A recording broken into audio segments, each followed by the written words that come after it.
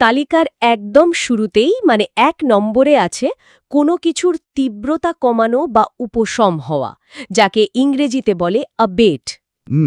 ABATE, abate। হ্যাঁ, দৃশ্যটা একটু কল্পনা করা যাক। আকাশে কালো মেঘ, কিন্তু ধীরে ধীরে বৃষ্টি আর বজ্রপাত কমে গিয়ে সূর্য উঠছে। আর বাস্তব জীবনে আমরা বলতে পারি প্রচণ্ড ঝড়টি অবশেষে কমে গেল, বা দ্য স্টর্ম অ্যাবেটেড। বাহ, সুন্দর।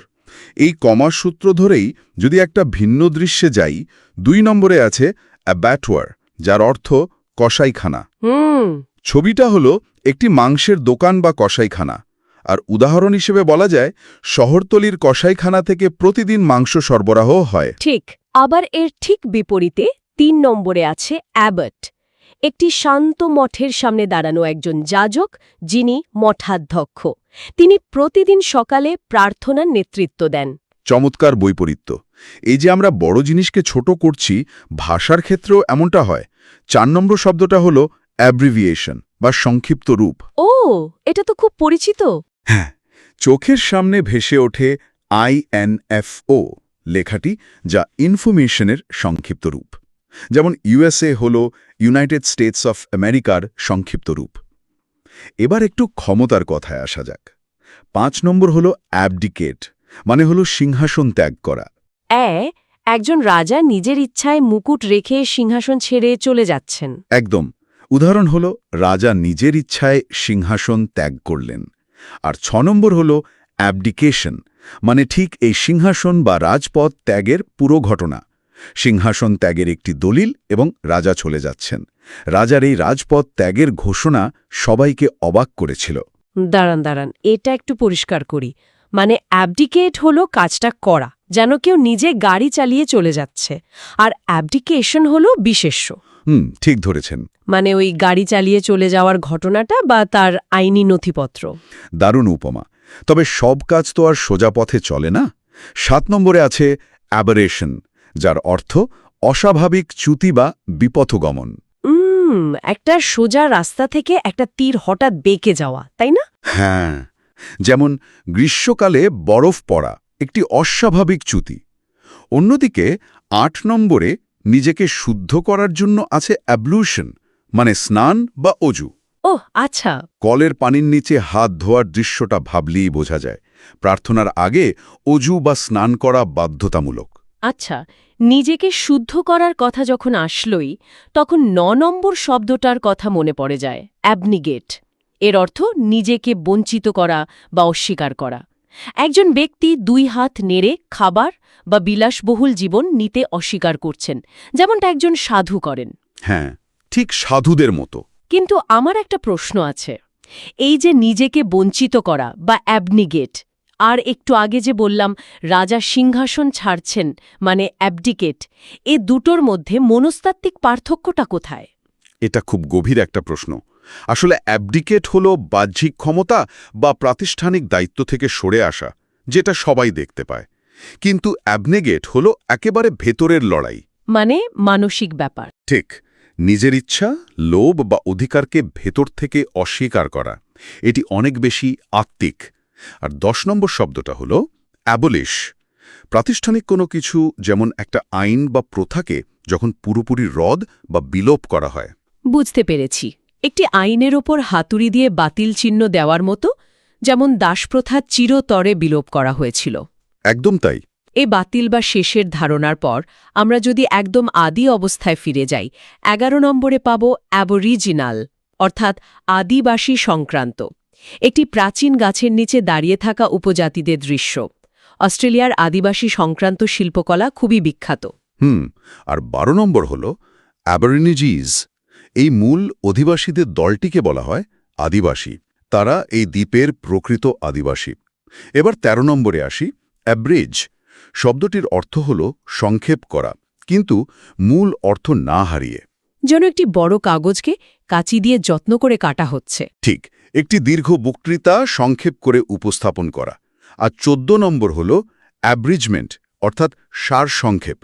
একটি বড় বইয়ের পাশে তার একটি ছোট সংস্করণ, যেমন পরীক্ষার আগে উপন্যাসের সারসংক্ষেপ পড়া। আচ্ছা, তাহলে কি অ্যাব্রিজমেন্ট অনেকটা কোনো সিনেমার ট্রেলারের মতো? না, ঠিক তা নয়।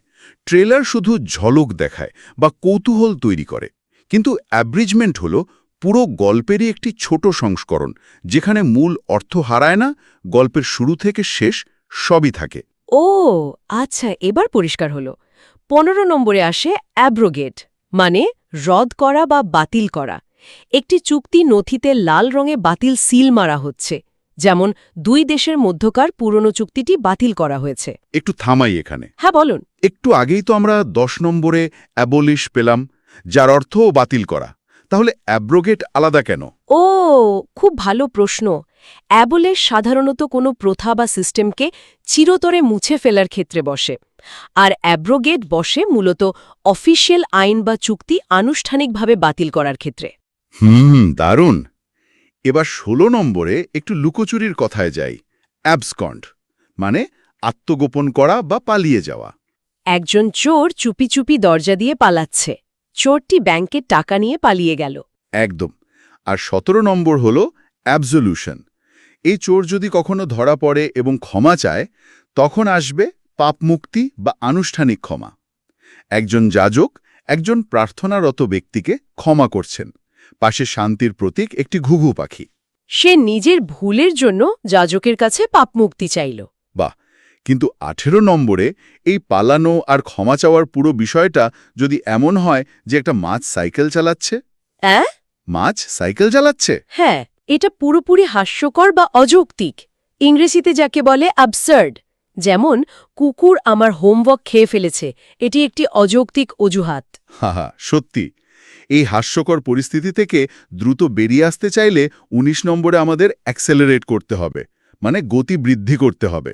গাড়ির স্পিডোমিটারে উচ্চ গতি, ফাঁকা রাস্তায় গাড়ির গতি বৃদ্ধি করা। হ্যাঁ, আর এমন দ্রুত সফল হলে 20 নম্বরে পাওয়া যায় অ্যাকলেইড, অর্থাৎ প্রশংসা বা সম্মাননা। একটি ঝকঝকে ট্রফি এবং মেডেল। সেরা অভিনয়ের জন্য তাকে সম্মাননা দেওয়া হলো। দারুণ। এবার 21 নম্বরে ধরা যাক, সেই যে চোর আত্মগোপন করেছিল, তার সাথে যদি অন্য কেউ লকারের সামনে হাত মেলায়। সেই মুখোশধারী অংশীদারকে বলে অ্যাকমপ্লিস, অর্থাৎ দুষ্কর্মের সহযোগী। ব্যাংক ডাকাতিতে গাড়ির চালক ছিল প্রধান দুষ্কর্মের সহযোগী। আচ্ছা, একটা সাধারণ প্রশ্ন করি। একজন সাধারণ বন্ধু আর একজন অ্যাকমপ্লিসের মধ্যে সীমারেখাটা আসলে কোথায়? সীমারেখাটা পুরোপুরি আইনি। একজন বন্ধু বিপদে পাশে থাকে, কিন্তু যখনই সেই সাহায্য কোনো বেআইনি বা অপরাধমূলক কাজের রূপ নেয়, তখন আইনি ভাষায় সেই বন্ধুই হয়ে যায় অ্যাকমপ্লিস। বাপরে, ভয়ঙ্কর ব্যাপার। হ্যাঁ।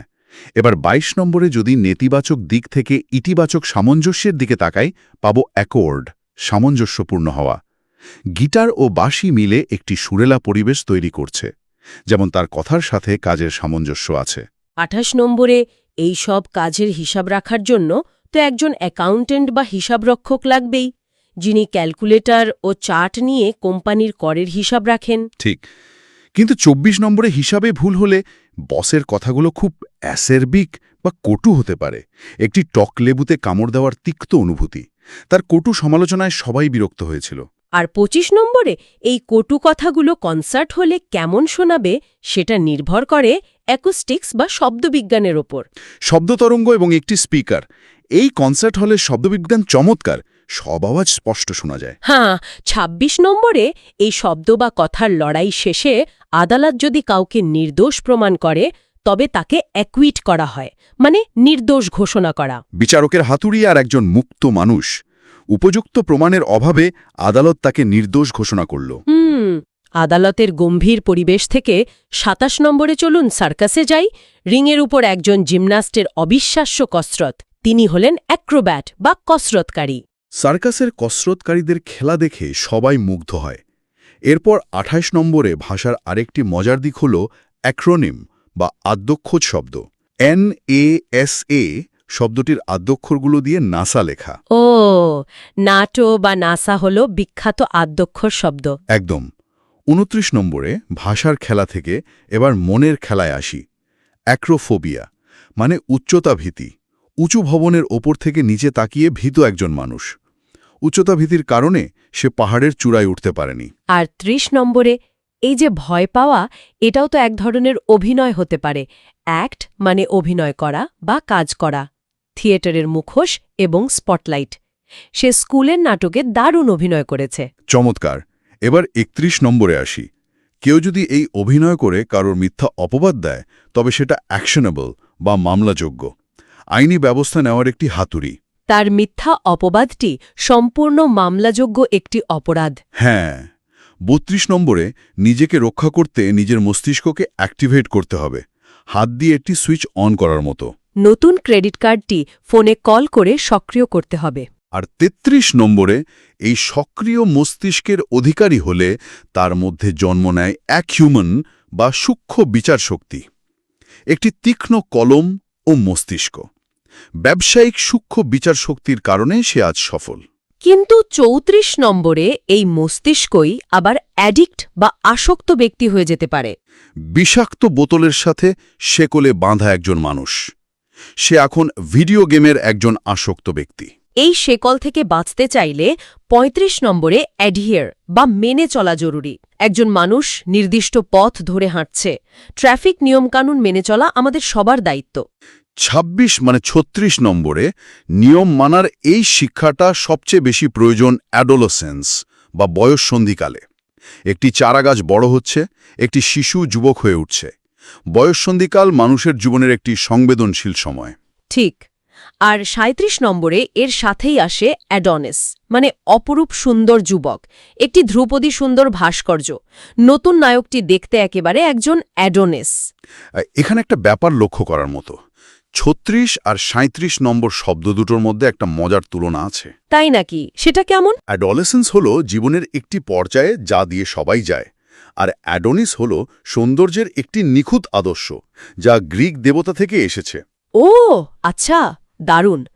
৩৮ নম্বরে একটা বাচ্চা আর কুকুরছানার মিষ্টি হাসি দেখলে আমরা বলি অ্যাডোরেবল, পরম আদরণীয় বা মনোমুগ্ধকর।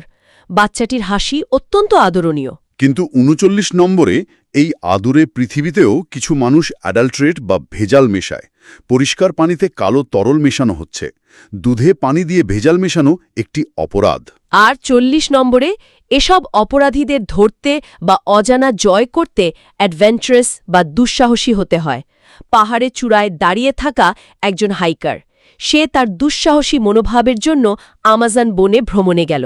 বাহ। ৪১ নম্বরে দুঃসাহসিকতার পর আসে অধিকার আদায়ের লড়াই। অ্যাডভোকেট মানে সমর্থক বা উকিল। একজন নারী ডায়েসে বক্তব্য দিচ্ছেন। তিনি নারী অধিকারের একজন জোরালো সমর্থক। আর ৪২ নম্বরে এই কণ্ঠস্বর অনেক সময় এরিয়াল বা আকাশ সংক্রান্ত সীমানাও ছাড়িয়ে যায়।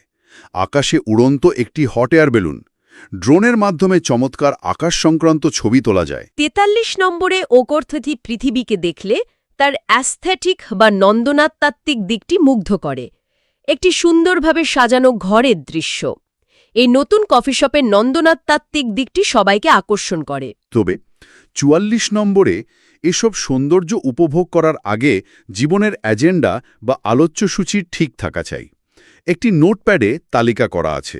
মিটিংয়ের প্রথম আলোচ্যসূচি ছিল বাজেট নির্ধারণ। ৪৫ নম্বরে লক্ষ্য রাখতে হবে কেউ যেন এই আলোচ্যসূচিকে ব্যবহার করে নিজেকে অ্যাগ্র্যান্ডাইজ বা মহিমান্বিত না করে। একটি ছোট মানুষের বিশাল রাজকীয় ছায়া। সে সবসময় নিজের অর্জনগুলোকে মহিমান্বিত করে বলতে ভালোবাসে। ৪৬ নম্বরে এমন মানুষ অনেক সময় অ্যাগ্রেসিভ বা আক্রমণাত্মক হয়। রাগান্বিত একজন মানুষ যার মাথা দিয়ে ধোঁয়া বেরোচ্ছে, তার আক্রমণাত্মক আচরণের কারণে সবাই তাকে এড়িয়ে চলে। ৪৭ নম্বরে এই অহংকার আর আগ্রাসনের ভিড়ে এমন কিছু মানুষ থাকে যারা অ্যাগনস্টিক বা অজ্ঞেয়বাদী। প্রশ্নবোধক চিহ্ন নিয়ে গভীরভাবে চিন্তারত একজন মানুষ। সে একজন অ্যাগনস্টিক, তাই সে ঈশ্বরের অস্তিত্ব নিয়ে সন্দেহন। আর ৪৮ নম্বরে এই চিন্তার অনিশ্চয়তা অনেক সময় অ্যাগনি বা চরম যন্ত্রণা জন্ম দেয়। প্রচণ্ড মাথা ব্যথায় মাথা ধরে থাকা একজন মানুষ দাঁত তোলার পর সে চরম যন্ত্রণায় ভুগছিল। এখানে একটা জিনিস খেয়াল করেছেন? কি বলুন তো? ৪৭-এর অ্যাগনস্টিক হল বিশ্বাস সংক্রান্ত মনস্তাত্ত্বিক অনিশ্চয়তা, আর ৪৮-এর অ্যাগেনি হল চরম শারীরিক বা মানসিক কষ্ট। দুটোর মধ্যেই এক ধরনের বিমূর্ত যন্ত্রণা লুকিয়ে আছে। বাপরে, অসাধারণ একটা সংযোগ ধরিয়েছেন তো। ৪৯ নম্বরে এই যন্ত্রণার স্মৃতিগুলো আমরা সাধারণত অ্যালবামে রাখি না। পুরনো ছবি রাখা একটি বই, পারিবারিক অ্যালবামে পুরনো ছবিগুলো দেখে মন ভালো হয়ে গেল। আর ৫০ নম্বরে অতীতকালের বিজ্ঞানীরা ভালো কিছু তৈরির আশায় আলকেমি বা মধ্যযুগীয় রসায়ন চর্চা করতেন।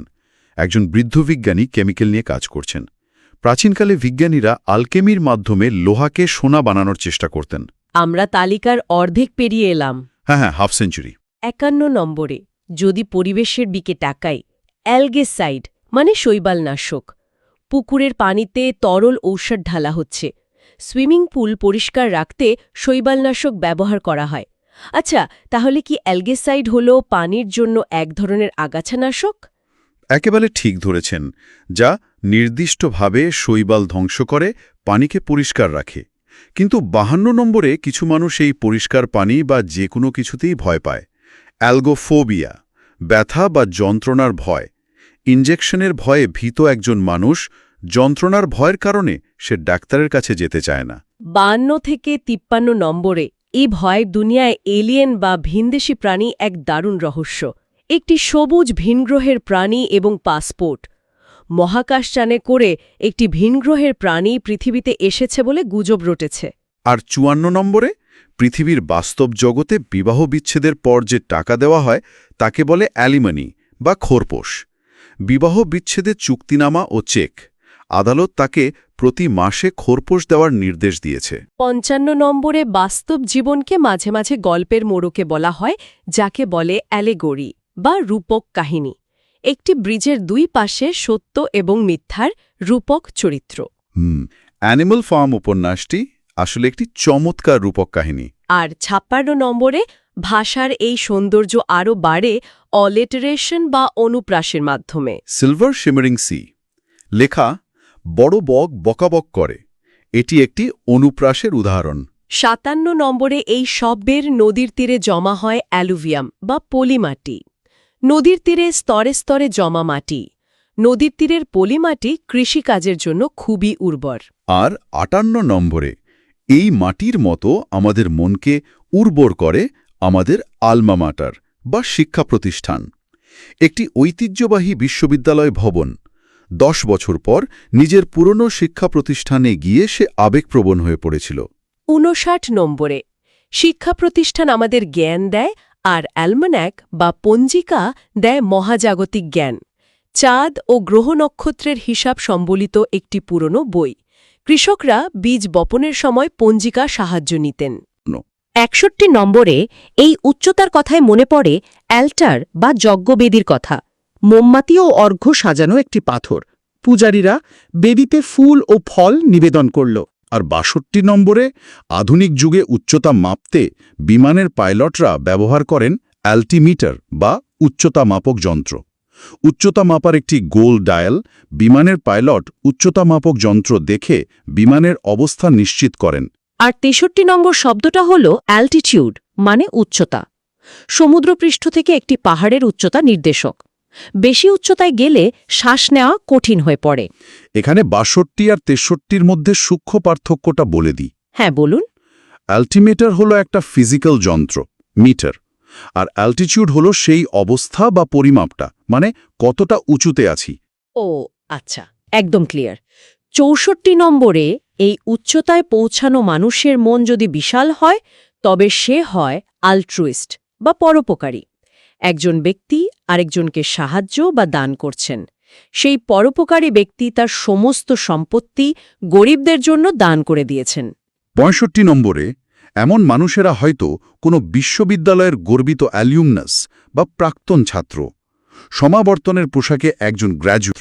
৬৬ নম্বরে আবার সে হয়তো পেশায় কিছু নয়, কিন্তু শখের বশে ছবি আঁকে। অ্যামাচুর বা অপেশাদার ও শৌখিন। শখের বশে ক্যানভাসে ছবি আঁকা একজন মানুষ। সে একজন শৌখিন ফটোগ্রাফার, শখের বশে ছবি তোলে।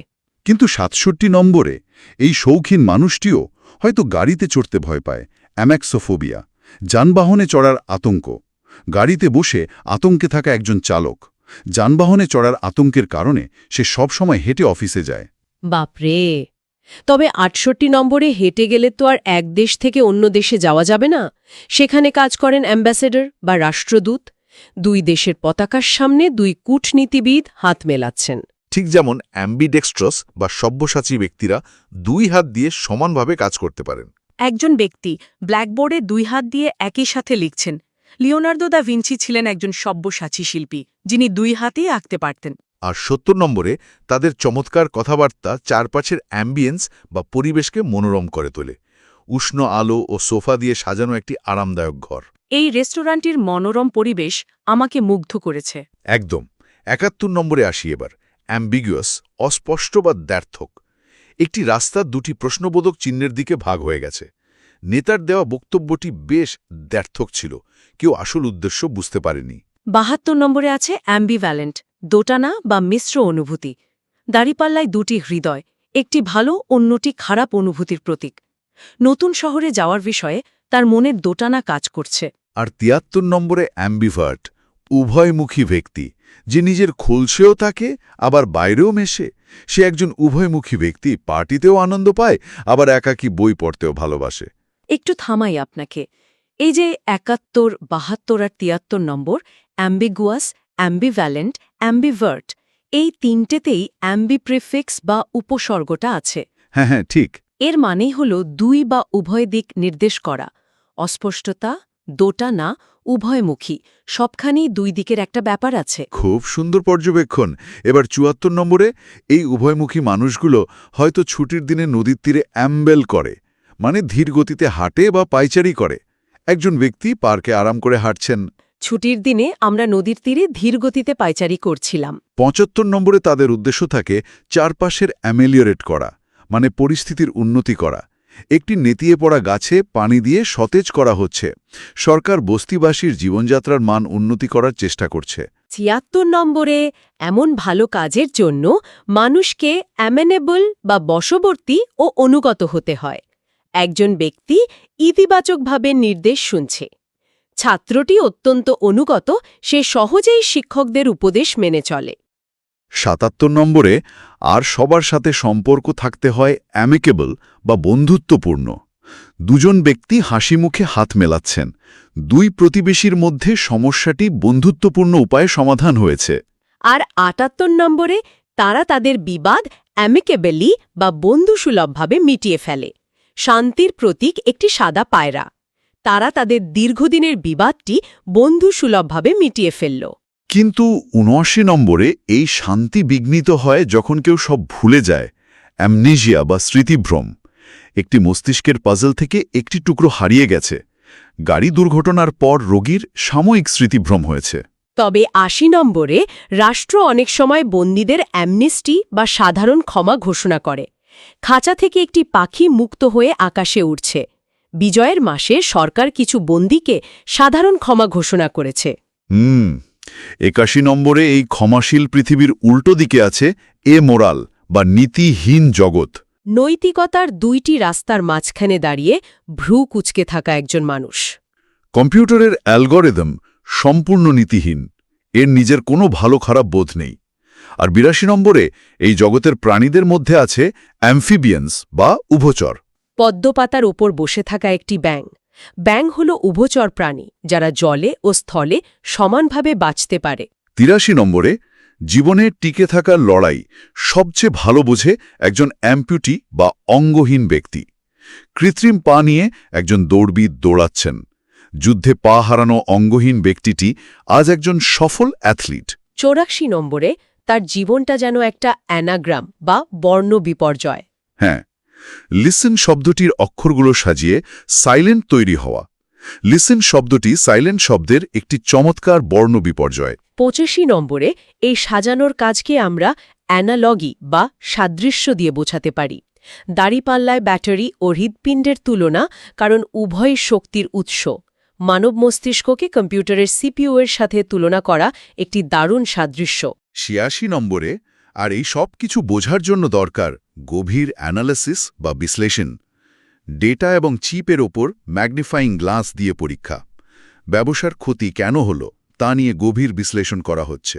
কিন্তু ৮৭ নম্বরে সমাজে কিছু মানুষ থাকে যারা কোনো নিয়ম বা কাঠামো মানে না তারা হলো অ্যানাকিস্ট বা নৈরাজ্যবাদী। মুখোশধারী একজন নিয়মের শেকল ভেঙে ফেলছে। নৈরাজ্যবাদীরা মনে করে সমাজের উন্নতির জন্য কোনো সরকারের প্রয়োজন নেই। আর ৮৮ নম্বরে এর ফলে তৈরি হয় অ্যানাকি বা নৈরাজ্য। রাস্তায় দাঙ্গা এবং উল্টে যাওয়া জ্বলন্ত গাড়ি। রাজা মারা যাওয়ার পর পুরো দেশে চরম নৈরাজ্য দেখা দিল। এখানে ইংরেজি ভাষার একটা অদ্ভুত বৈপরীত্য খেয়াল করুন। তাই নাকি? হ্যাঁ, ৮৮তে অ্যানার্কি মানে চরম নৈরাজ্য বা কাঠামোহীনতা, আর ঠিক পরের শব্দটা মানে ৮৯ নম্বরে আছে অ্যানাটমি। ও, শারীরস্থানবিদ্যা। একদম, মানুষের পেশিবহুল শারীরিক নিখুঁত কাঠামো।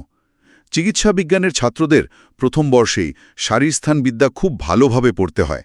মানে বিশৃঙ্খলা থেকে একেবারে নিখুঁত বিজ্ঞানে চলে এলাম আমরা। অসাধারণ। ৯০ নম্বরে এই সব খবর প্রতিদিন আমাদের কাছে যিনি পৌঁছে দেন তিনি হলেন অ্যাঙ্কার বা ঘোষক। নিউজ ডেস্কে বসে খবর পড়া একজন ব্যক্তি। টেলিভিশনের ঘোষক আজকের প্রধান সংবাদগুলো পড়ে শোনালেন। আমরা তালিকার একদম শেষ প্রান্তে চলে এসেছি। ৯১ নম্বরে আছে এনশেন্ট বা প্রাচীন, পুরনো গ্রিক স্তম্ভ এবং স্ক্রল। রোম শহরের প্রাচীন ধ্বংসাবশেষ দেখতে বহু পর্যটক আসে। ৯২ নম্বরে এই প্রাচীন মানুষগুলোর জীবনের গল্পগুলো আজ আমাদের কাছে অ্যানেকডোট বা ছোট উপাখ্যান। ক্যাম্পফারের চারিপাশে বসে লোকেরা গল্প করছে। দাদু আমাদের তার ছেলেবেলার একটি মজার উপাখ্যান শোনালেন। ৯৩ নম্বরে কিন্তু জীবনের বাস্তবতায় অপারেশনের আগে আমাদের অ্যানেস্থেটিস্ট বা সংজ্ঞাহরক চিকিৎসকের প্রয়োজন হয়। একটি মাস্ক এবং ইঞ্জেকশনের সিরিঞ্জ। অপারেশনের আগে সংজ্ঞাহরক চিকিৎসক রোগীকে অজ্ঞান করলেন। ৯৪ নম্বরে সময়ের সাথে সাথে মানুষ দুর্বল হয়, যাকে বলে অ্যানাইল বা বৃদ্ধার মতো। লাঠি হাতে দুর্বল একজন বৃদ্ধা। বয়সের ভারে তার স্মৃতিশক্তি এখন দুর্বল এবং বৃদ্ধার মতো হয়ে গেছে। ৯৫ নম্বরে দুর্বল হলেও মানুষের ভেতরের অ্যানিমসিটি বা প্রবল শত্রুতা সহজে মরে না। মাঝখান দিয়ে ভেঙে যাওয়া একটি হৃদয় এবং বজ্রপাত।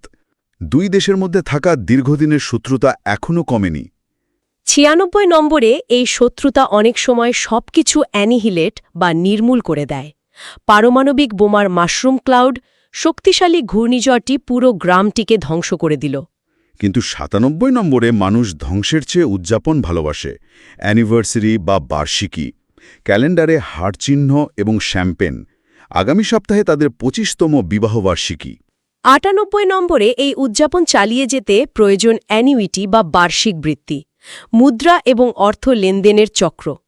অবসর গ্রহণের পর তিনি একটি নিশ্চিত বার্ষিক বৃত্তি পান।